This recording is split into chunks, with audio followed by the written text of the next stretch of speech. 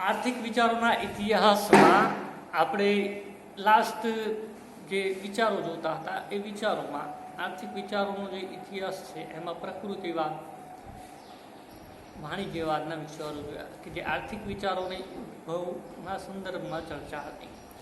ત્યારબાદ આપણે આર્થિક વિચારોના ઇતિહાસમાં આર્થિક વિચારોની ઉત્પત્તિ અંગેના જે વિચારો છે તેમાં આગળ જોઈએ તો આર્થિક વિચારો ક્યારે કેવી રીતે કાલક્રમિક રીતે ઉદ્ભવ થયો તે સંદર્ભમાં જોવા મળે છે. જે આર્થિક વિચારોનો ઉદ્ભવ છે એ ઉદ્ભવના સંદર્ભમાં આર્થિક વિચારોનો ઇતિહાસ એ સુદીર્ઘ જોવા મળે છે. જુદા જુદા સમયે વિભિન્ન તત્વચિંતકો, વિદ્વાનો અને રાજકીય અર્થશાસ્ત્રીઓ જેવા નિષ્ણાતો વગેરે પોતાના સમયના જે તે ભૂતકાલીન અને તત્કાલીન વિગતોને વણી લઈને પોતાના આર્થિક વિચારો રજૂ કર્યા છે. આ જે વિચારો છે એ વિચારોનું સંકલન કરીને આપણને આર્થિક વિચારોનો ઇતિહાસ પ્રાપ્ત થાય છે. આજે અર્થશાસ્ત્રીઓ, વિદ્વાન કે જે તત્વચિંતકો થઈ ગયા એમને જે વિચારો આપ્યા છે એ વિચારોને આપણે વણી લઈએ અને એ દ્વારા આપણને આર્થિક વિચારોનો ઇતિહાસ પ્રાપ્ત થાય છે. અગાઉ જણાવેલ તેમ આર્થિક વિચારોનો જે ઇતિહાસ છે એ ઇતિહાસ ઘણો જ લાંબો જોવા મળે છે. તેની શરૂઆત ને પ્લેટોથી થઈ છે તેમ જોવા કહી શકાય અને ત્યારબાદ એરિસ્ટોટલ, જે મેકવાયલી, મોરે વગેરે જે તત્વચિંતકો થઈ ગયા જેમના દ્વારા તેને વિકસાવવામાં આવ્યો હોય તેવું જોવા મળે છે. આ જ સંદર્ભમાં એરિસ્ટોટલ, મેકવાયલી, મોરે, બોર્ડિન, સોશિયસ, હોબ્સ, હોગસ્ટન, Lord David Hume, Adam Smith, Malthus Bentham, જે સ્મિથ વગેરે દ્વારા આર્થિક વિચારોના ઇતિહાસને પ્રતિપાદિત કર્યું હોય એવું જોવા મળે છે. આ જે આર્થિક વિચારોનો ઇતિહાસ છે એ ઇતિહાસનો જે વિદ્વાનો દ્વારા સમાવેશ થાય છે એ વિદ્વાનો દ્વારા જે આ વિચારો આપવામાં આવેલા જોવા મળે છે અને એ વિચારોને ઇતિહાસ અહીંયા દર્શાવવામાં આવેલો જોઈ શકાય છે. આ આર્થિક વિચારોનો ઇતિહાસનો અર્થ, સ્વરૂપ કે અભ્યાસનું મહત્વ શું હોઈ શકે જે બાબતમાં આપણે ચર્ચા કરીએ તો એક અર્થ કે સમજૂતીના સંદર્ભમાં જોઈએ તો આર્થિક વિચારોનો ઐતિહાસિક પૃષ્ઠભૂમિમાં વિશ્લેષણ કરવામાં આવેલું જોવા મળે છે. આજે આર્થિક વિચારો એ ઐતિહાસિક પૃષ્ઠભૂમિમાં વિશ્લેષણ જેમાં કરવામાં આવે છે તે વિષયને આર્થિક વિચારોનો ઇતિહાસ કહેવામાં આવે છે. ઇતિહાસ જે શબ્દ છે એ શબ્દ બહુ વિસ્તૃત વ્યાખ્યા આપવામાં આવેલી જોવા મળે છે. એક વ્યાખ્યા પ્રમાણે વીતેલી ક્ષણ પણ ઇતિહાસ બની જાય છે. ભૂતકાળમાં રજૂ થયેલા આર્થિક વિચારોમાં જેમાં અભ્યાસ કરવામાં આવે છે તે વિચારોનો ઇતિહાસ તરીકે કહેવામાં આવ્યું છે. અહીં એક બાબત સ્પષ્ટ કરવી જરૂરી છે કે ભૂતકાળમાં જે અર્થશાસ્ત્રીઓ દ્વારા રજૂ કરેલા વિચારો આર્થિક વિચારોના ઇતિહાસમાં સમાવી ન શકાય. એ સિવાયના પણ, કારણ કે આર્થિક વિચારો માત્ર અર્થશાસ્ત્રીએ રજૂ કર્યા છે એવું નથી. આર્થિક વિચારો વિવિધ તત્વચિંતકો, રાજ્યશાસ્ત્રીઓ, સમાજશાસ્ત્રીઓ, ધર્મશાસ્ત્રીઓ, ધર્મગુરુ વગેરે રજૂ કરેલા જોવા મળે છે. પણ આર્થિક વિચારો જુદા જુદા સમયે વિભિન્ન સંદર્ભમાં રજૂ કરેલા જોઈ શકાય છે. આ બધાનો સમાવેશ એ આર્થિક વિચારોના ઇતિહાસમાં થાય છે. એ માત્ર અર્થશાસ્ત્રીઓ દ્વારા જ જે વિચારો આપવામાં આવ્યા એનો જ સમાવેશ આર્થિક વિચારોમાં થાય એવું જોવા મળતું નથી. અર્થશાસ્ત્રીઓ દ્વારા કે એ સિવાય પણ આપવામાં આવેલા વિચારોના સંદર્ભમાં રજૂઆત જોવા મળે છે. ભારતના સંદર્ભમાં વાત કરીએ તો ભારતમાં પ્રાચીન કાળથી આર્થિક વિચારોનું પ્રદાન જોવા મળે છે. કૌટિલ્ય અને કૌટિલ્ય સિવાય એની આગળના વિચારકોમાં પણ મહાભારત કે રામાયણમાં કે વેદમાં પણ આર્થિક વિચારધારાનો ઉલ્લેખ જોવા મળે છે. અને એ મુજબ આ જે વિચારો છે એ વિચારો એ અર્થશાસ્ત્રીઓએ ન આપ્યા હોવા છતાં પણ એનો સમાવેશ અહીંયા કરવામાં આવેલ જોઈ શકાય છે. આ આર્થિક જે વિચારો છે એ વિચારોનું સ્વરૂપ જોઈએ તો એનું સ્વરૂપ કેવું જોવા મળે કે આર્થિક વિચારો કેવા છે તો એ સંદર્ભમાં આર્થિક વિચારો એ પણ એક વિજ્ઞાન છે. જેમ આપણે અર્થશાસ્ત્ર એક વિજ્ઞાન છે કે કળા છે એવો ઉલ્લેખ કરીએ છીએ એ જ રીતે આ પણ એક વિજ્ઞાન છે. તે સામાજિક વાસ્તવિક વિજ્ઞાન છે, જે વાસ્તવિક બાબતોને વણી લેતું વિજ્ઞાન જોવા મળે, વાસ્તવિક બાબતો તેમાંથી ફલિત થતી જોવા મળે, વાસ્તવિકતાનો નિર્દેશ કરે છે. તેમાં જે તે સમયે જે તે વિદ્વાનો દ્વારા જે સ્વરૂપમાં આર્થિક વિચારો રજૂ કર્યા છે તેને તે જ સ્વરૂપમાં રજૂ કરી તટસ્થ રીતે રજૂ કરવામાં આવે છે, અને આથી તે વાસ્તવિક છે. જે તે સ્વરૂપમાં જે તે લોકો દ્વારા જે વિચારો રજૂ થયા હતા એ જ વિચારો એ જ સ્વરૂપમાં રજૂ કરવામાં આવે છે, અને માટે તેને તટસ્થ વાસ્તવિક વિજ્ઞાન તરીકે ઓળખવામાં આવે છે, કે તેને તટસ્થતાના સંદર્ભમાં વાસ્તવિકતાના સંદર્ભમાં જોડવામાં આવે છે. આજે આર્થિક વિચારોનો ઇતિહાસ છે એના સ્વરૂપમાં સતત પરિવર્તન આવેલ જોવા મળે છે, કારણ કે આર્થિક વિચારોમાં પણ સતત પરિવર્તન આવ્યું છે. આર્થિક વિચારો પણ સતત બદલાતા રહ્યા છે. આર્થિક વિચારોના ઇતિહાસના સંદર્ભમાં સ્વરૂપમાં જે પરિવર્તન આવ્યું છે એ પરિવર્તન એ સ્વાભાવિક જોવા મળે છે, અને આ સ્વાભાવિક પરિવર્તન કે જે અર્થશાસ્ત્રના સ્વરૂપ, દિશા અને વલણોમાં પણ પરિવર્તન લાવે છે, અને પરિણામે જે આ વિચારો છે એ વિચારોમાં પણ પરિવર્તન આવેલું જોવા મળે છે. જે આ આર્થિક વિચારોના સંદર્ભમાં જેમ જેમ કાલક્રમિક રીતે વિચારોમાં પરિવર્તન આવતું ગયું, રહેણી કહેણીમાં પરિવર્તન આવતું ગયું, જે સભ્યતા હતી એ સભ્યતા બદલાતી ગઈ, જે શાસનક્રિય પ્રજા હતી એ શાસનકીય સંસ્થા કે પ્રજા કે જે સર્વોપરિતા હતી એમાં બદલાવ આવ્યો, તેના નીતિ નિયમો બદલાયા, એ મુજબ આ પણ બદલાયેલું જોવા મળે છે. જેમ આપણે અગાઉ વાણિજ્યના સંદર્ભમાં જોયું કે સામંતશાહી પદ્ધતિના નાબૂદીના સંદર્ભમાં વાણિજ્યવાદ વિકસો, વાણિજ્યવાદના પતનના જે સંદર્ભમાં કે જે વેપારી પ્રવૃત્તિ વિકસી હતી અને ખેતીને ઓછું પ્રાધાન્ય મળતું હતું તે સંદર્ભમાં પ્રકૃતિવાદ આવ્યો, કે જે ઈશ્વરદત્ત નિયમો કે પ્રાકૃતિક વ્યવસ્થાના સંદર્ભમાં વાત કરતા હતા. એ જ રીતે જેમ જેમ કાલક્રમિક રીતે વિચારો પણ બદલાતા રહેલા જોવા મળે છે, કે તેમાં પણ પરિવર્તન આવતું જોવા મળે છે. સૌપ્રથમ જે આ આર્થિક વિચારો રજૂ થયા છે તે શુદ્ધ આર્થિક વિચારો ન હતા, પણ રાજકીય રંગ મિશ્રિત આર્થિક વિચારો હતા. આ જે વિચારો જોવા મળતા હતા એ વિચારો માત્ર આર્થિક બાબતોનો જ નિર્દેશ કરતા જોવા ન મળતા હતા, એમાં જે રાજકીય બાબતો પણ વણી લેવામાં આવેલી જોવા મળતી હતી. જેનું ઉદાહરણ જોઈએ તો કૌટિલ્યના વિચારો. કૌટિલ્યના વિચારો છે એ રાજકીય વિચારો જોવા મળે છે, જે આર્થિક બાબતો સાથે જોવા મળે છે, પરંતુ એ રાજકીય વિચારોના સંદર્ભમાં રજૂઆત જોવા મળે. તો આ બાબત જોવા મળતી હતી. અને ત્યારબાદ માત્ર આર્થિક વિચારો રજૂ થયેલા જોવા મળે છે. અમુક સમય પછી આ જે વિચારો હતા એ અર્થશાસ્ત્ર, એ રાજકીય અર્થશાસ્ત્ર હતું, એ સંદર્ભમાં પહેલાંના વિચારો જોવા મળતા હતા, અને ત્યારબાદના જે વિચારો છે એ માત્ર આર્થિક બાબતોને વણી લેતા શુદ્ધ અર્થશાસ્ત્રની રજૂઆત જોવા મળે છે. આમ જે આર્થિક વિચારોનો ઇતિહાસ છે એ આર્થિક વિચારોનો ઇતિહાસના સંદર્ભમાં જે પહેલા વિચારો જોવા મળતા હતા એ રાજકીય અર્થશાસ્ત્રના સંદર્ભમાં હતા, અને ત્યારબાદ જે સુધારા થયા એ સંદર્ભમાં શુદ્ધ અર્થશાસ્ત્રીય વિચારો જોવા મળે છે. કે આ શુદ્ધ અર્થશાસ્ત્રીઓના વિચારોના સંદર્ભમાં ચર્ચા કરવામાં આવેલી જોઈ શકાય છે. આજે આર્થિક વિચારોના ઇતિહાસમાં જે આર્થિક વિચારો રજૂ થયા છે તેમાં અર્થશાસ્ત્રના વિવિધ સ્વરૂપો પણ વ્યક્ત થયેલા જોવા મળે છે.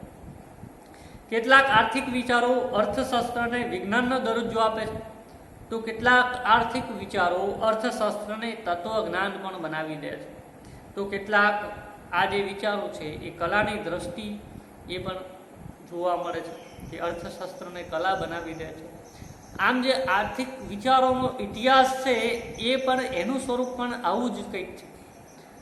જેવી રીતે અર્થશાસ્ત્રનું જે વિચારો રજૂ થયા છે એ જે વાસ્તવિક બાબતો સાથે એને વિજ્ઞાનના સંદર્ભમાં મૂલવવામાં આવે છે, તો એને કેટલીક જગ્યાએ અર્થશાસ્ત્ર તાત્વિક રીતે જોવામાં આવ્યું હોય, લોજિકની રીતે દર્શાવવામાં આવેલું છે. એ રીતે આજે આર્થિક વિચારો છે, આર્થિક વિચારોના ઇતિહાસનું સ્વરૂપ પણ એવું જ જોવા મળતું હોય એવું દેખાય છે. આજે આર્થિક વિચારોનો ઇતિહાસનું મહત્વ જોઈએ તો મહત્વના સંદર્ભમાં આજે આર્થિક વિચારોનો ઇતિહાસ અભ્યાસનું ઘણું જ મહત્વ રહેલું છે. તેના દ્વારા અર્થશાસ્ત્રનું વ્યાપક દર્શન થાય છે. આજે વિચારો છે એ વિચારો જ અર્થશાસ્ત્રનું વ્યાપક દર્શન કરાવે છે, અને એ વિચારો દ્વારા જ અર્થશાસ્ત્રને આપણે જાણી કે સમજી શકીએ છીએ. તેના અભ્યાસ દ્વારા જ અર્થશાસ્ત્ર શું છે એનો ખ્યાલ મેળવી શકાય છે. અર્થશાસ્ત્રની વ્યાપકતા અને મહાનતાનો અહેસાસ તેના દ્વારા ખબર પડી શકે છે. આ વિષયના કયા વિદ્વાને કેટલું પ્રદાન કર્યું છે તે પણ જાણી શકાય છે.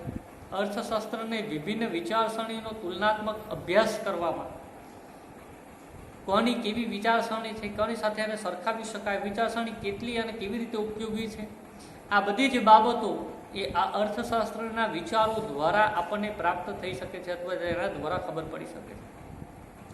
જુદા જુદા સમયની આર્થિક પરિસ્થિતિ, આર્થિક પ્રશ્નો ઉકેલવા માટે જે અભિગમો અથવા તો જે માહિતી છે, આ બધી જ બાબતોનો ઇતિહાસ પરથી આપણને ખ્યાલ મળી શકે, પ્રાપ્ત થઈ શકે છે. જે આર્થિક વિચારોનો ઇતિહાસ છે એ ઇતિહાસનું આ એક અલગ મહત્વ રહેલું છે કે જે તે સમયના સંદર્ભમાં જે પ્રશ્નો હતા એ પ્રશ્નો સમજાવવામાં એ ઉપયોગી જોવા મળતા હતા. આવનારા જે પ્રશ્નો, આર્થિક વિડંબણાઓ છે એ સંદર્ભમાં પણ એના સોલ્યુશન લાવવામાં, એના પ્રશ્નોને હલ કરવામાં એ પણ ઉપયોગી જોવા મળે છે.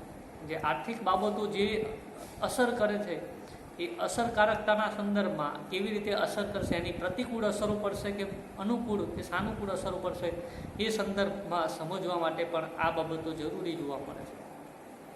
આર્થિક વિચારોનો ઇતિહાસ કે વિકાસ જોઈએ તો આર્થિક વિચારોનો જે ઇતિહાસ છે એ વ્યાપક અને વિશાળ જોવા મળે છે. છેક પ્રાચીન સમયથી અર્વાચીન સમય સુધી તેની ક્રમિક ઉત્ક્રાંતિ થયેલી જોઈ શકાય છે. છેક બાઇબલના સમયથી લઈને આર્થિક વિચારોની શરૂઆત થઈ છે. બાઇબલમાં આર્થિક વિચારોમાં મનુષ્યની સર્વોપરિતાના સંદર્ભમાં રજૂ થયેલ જોવા મળે છે. ગ્રીક તત્વવેત્તાઓ અને દાર્શનિકોએ પણ આર્થિક વિચારો વ્યક્ત કરેલા છે અને ત્યારબાદ વ્યાપારવાદી અને ભૌતિકવાદી વિચારો રજૂ થયેલા છે. જે દાર્શનિકો હતા ગ્રીકના, એ ગ્રીકના દાર્શનિકો અને તત્વચિંતકોએ પણ આર્થિક વિચારોની રજૂઆત કરેલી જોવા મળે છે. ત્યારબાદ વેપારી અને વાણિજ્યિક વિચારો રજૂ થયેલા જોવા મળે છે. વેપારી વિચારકો અને ત્યારબાદ ભૌતિકવાદી વિચારસરણી આવી, જે આપણે પ્રકૃતિવાદ કે નિસર્ગવાદના સંદર્ભમાં રજૂઆત જોવા મળે છે. અર્થશાસ્ત્રને શુદ્ધ શાસ્ત્ર તરીકે પ્રસ્થાપિત કરવાનો અને વિકાસ કરવાનો આરંભ એ એડમ સ્મિથના પાયે જાય છે અને માટે જ એડમ સ્મિથને આપણે અર્થશાસ્ત્રના પિતાના બિરુદ આપેલું જોવા મળે છે. અને ત્યારબાદ તેમાં ડેવિડ રિકાર્ડો, માલ્થસ, બેન્થામ, સે સિનિયર અને મિલ જેવા અર્થશાસ્ત્રીઓનું મહત્વનું યોગદાન જોવા મળે. મૂડીવાદી અને પ્રશિષ્ટ આર્થિક વિચારસરણીની નિષ્ફળતામાં કે આ નિષ્ફળતાના સંદર્ભમાં કેટલાક વિદ્વાનોએ સમાજવાદી વિચારો રજૂ કર્યા છે, જેમાં સાયમન, ફોરિયર, સિસ્મોન્ડી, બોવેન, બ્લેન્ક, ક્લિન્સલે વગેરે અર્થશાસ્ત્રીઓનું યોગદાન જોવા મળે. તો કાર્લ માર્ક્સ જે વૈચારિક અને વ્યવહારિક ક્રાંતિ કરીને વિશ્વભરમાં સમાજવાદી વિચારોનો ફેલાવો પણ કરેલો જોઈ શકાય છે. આ જ સંદર્ભમાં જો કાર્લ માર્ક્સના સંદર્ભમાં વાત કરીએ તો માર્ક્સવાદનો વિકાસ થયેલો જોવા મળે છે. માર્ક્સવાદી વિચારસરણી અસ્તિત્વમાં આવી અને સમય જતાં સુધારા વધારા થયેલા જોઈ શકાય છે. તેમાં વેબ્સ, બર્નસ્ટીન, માઓ સોતુંગ વગેરેનું પણ યોગદાન મહત્વનું જોવા મળે છે. આમ જે આ વિચારસરણી છે એ વિચારસરણીને વિકસાવવાનું કાર્ય, વધારવાનું કાર્ય થયેલું જોઈ શકાય છે. જર્મન સ્કૂલ ઓફ ઇકોનોમિક્સ થોટનું પણ આ વિષયમાં કે વિકાસમાં ઘણું જ મહત્વનું પ્રદાન જોવા મળે છે. તેમાં લિસ્ટ, રોસર, સ્કેમોલર, વેબર, સ્ટોપ્રાટ વગેરેનું પ્રદાન જોવા મળે છે. પ્રશિષ્ટ અર્થશાસ્ત્રીઓના વિચારોની નિરર્થકતા ઉપસી આવતા નવા આર્થિક વિચારો કે નવા અભિગમો રજૂ થયા અને જેને નવપ્રશિષ્ટ અભિગમો તરીકે ઓળખવામાં આવે છે. આ જે નવા અભિગમો તેમાં સામંતવાદી આર્થિક વિશ્લેષણ ઘણું જ મોટું યોગદાન ધરાવે છે. જે સીમાંતવાદી કોન્સેપ્ટ જે આર્થિક વિચારસરણીના સંદર્ભમાં પ્રસ્થાપન અને વિકાસમાં ગોસેન, જેવોન્સ, મેન્જર, વાઇઝર અને બોહમબર્ગ ક્લાર્ક, આ ઉપરાંત માર્શલ, વિક્સેલ, ફિશર, હોટ્રે, કુર્નોટ, શ્રાફા, ચેમ્બરલિન, રોબિન્સન વગેરે જેવા અર્થશાસ્ત્રીઓના ફાળે આ અગત્યનો ફાળો જાય છે. અર્થશાસ્ત્રને ચોક્કસ બનાવવા માટે ઘણા જ વિદ્વાનોએ ગાણિતિક અને આંકડાશાસ્ત્રીય અને ટેકનિકલ રીતે એને વિકસાવવાનો પ્રયત્ન કરેલ છે. આ સંદર્ભમાં અર્થમિતિશાસ્ત્ર, ઇકોનોમેટ્રિક્સ નો ઉદ્ભવ અને વિકાસ થયેલો જોવા મળે છે. તેના દ્વારા સામાન્ય સમતુલા, સમતુક્તિ રેખા કે તટસ્થ રેખાનું વિશ્લેષણ, સઘન ઉત્પાદન વિશ્લેષણ, સુરેખ આયોજન, રમતોના સિદ્ધાંત વગેરે રજૂ થયેલા જોવા મળે છે. અને આમ આર્થિક વિચારોનો વિકાસ થયેલો જોઈ શકાય છે. આર્થિક વિચારોમાં અગાઉમાં અમેરિકન અર્થશાસ્ત્રીઓનું પણ ઘણું જ પ્રદાન જોવા મળે છે. અને તેમાંય ખાસ કરીને Franklin, pain, Hamilton, care, walker, George વગેરેનો ઘણો મોટો ફાળો જોવા મળે છે. થોયરન વેબલન દ્વારા સંસ્થાકીય આર્થિક વિચારોનું વિશ્લેષણ રજૂ થયેલું જોવા મળે છે. અને ત્યારબાદ ઘણા વિદ્વાનોએ ઘણું જ યોગદાન પણ આપી તેમાં ખાસ પ્રદાન કરેલું જોવા મળે છે, જેમાં કોમન્સ, મિચેલ, ગેલ્બ્રથ વગેરેનો ઉલ્લેખ થાય છે. કેઇન્સે અર્થશાસ્ત્રમાં ક્રાંતિ સર્જી છે. તેમણે પ્રશિષ્ટ અર્થશાસ્ત્રીઓની આખરી ટીકા કરી વૈકલ્પિક સિદ્ધાંતો રજૂ કર્યા છે. કેઇન્સના જે વિચારો છે એ વિચારોને વ્યાપક સમર્થન મળે અને ત્યારબાદ તે વિચારોને સમાજોચિત ફેરફારો પણ થયેલા જોવા મળે છે. આજે આર્થિક વિચારોના ઇતિહાસમાં સમય જતાં પરિવર્તન આવ્યું અને કલ્યાણલક્ષી વિચારોનું અસ્તિત્વ જોવા મળે છે. એ કલ્યાણલક્ષી વિચારો વિકસેલા જોવા મળે છે, જેમાં હોબ્સન, પીગુ, ક્લાર્ક, કુઝનેટ, પેરેટો વગેરે વિદ્વાનોનો સમાવેશ થાય છે. આધુનિક અર્થશાસ્ત્રીય વિચારોના સંદર્ભમાં કે આ વિષયને નવી દિશા આપવામાં સુમ્મી પીટર, બારન, નર્સ, મેડાલ અને રોસ્ટવ જેવા અર્થશાસ્ત્રીઓનો પણ સમાવેશ થાય છે. તો સાથે સાથે રેગ્નાર, નર્સ, રોઝેસ્ટાઇન, રોડાન વગેરે અર્થશાસ્ત્રીઓએ વૃદ્ધિ અને વિકાસમાં પોતાના વિચારો રજૂ કરેલા જોવા મળે છે. આ રીતે આર્થિક વિચારોનો ઇતિહાસ જે છે એનો વિકાસ થયેલો જોવા મળે છે. ન્યૂટન, ડાર્વિન અને આઇન્સ્ટાઇન જેવા 3 વૈજ્ઞાનિકો ક્રાંતિઓ થઈ ગઈ અને તે જ સમયમાં આર્થિક વિચારો પણ સ્પષ્ટ રીતે થયેલી જોવા મળે છે. અહીંયા આર્થિક વિચારોના ઇતિહાસના સંદર્ભમાં વિભિન્ન સમયે વિભિન્ન આર્થિક વિચારકોએ ઘણો જ ફાળો આપેલો જોઈ શકાય છે. આમ આર્થિક વિચારોનો ઇતિહાસ એ ઘણો જ વિસ્તૃત બાબત જોવા મળે છે. આપણે ફરી આર્થિક વિચારોના સેશનમાં નવા એકમ સાથે ફરી મળીશું. અસ્તુ.